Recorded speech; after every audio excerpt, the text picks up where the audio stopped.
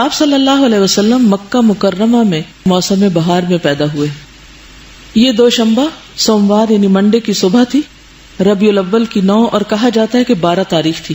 حضور صلی اللہ علیہ وسلم کی ولادت پر، آپ کی آمد کی خوشی پر بہت سے لوگ اس سے میلاد کا کانسیپٹ نکال لیتے ہیں. ہم میلاد منانا شروع کر دیں اور پھر بڑے بڑے کھانے بنانے شروع کر دیں یا اس دن کوئی خصوصی صدقہ خیرات کریں. اگر ایسا ہوتا تو پھر آپ صلی اللہ علیہ وسلم ہمیں بتانا نہ بھولتے. آپ کی زندگی میں 62 بار تو یہ دن آیا ہی تھا آپ کی پیدائش کا، پھر صحابہ کی زندگی میں بھی آیا، لیکن کسی نے ایسا کوئی کام نہیں کیا. بدعت کا مطلب دین میں حصول ثواب کے لیے کسی ایسی چیز کا اضافہ کرنا ہے جس کی بنیاد یا اصل سنت میں موجود نہ ہو.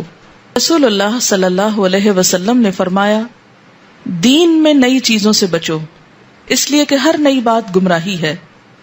اسے ابن ماجہ نے روایت کیا ہے. رسول اللہ صلی اللہ علیہ وسلم نے فرمایا، جس نے کوئی ایسا کام کیا جو دین میں نہیں ہے وہ کام اللہ کے ہاں مردود ہے.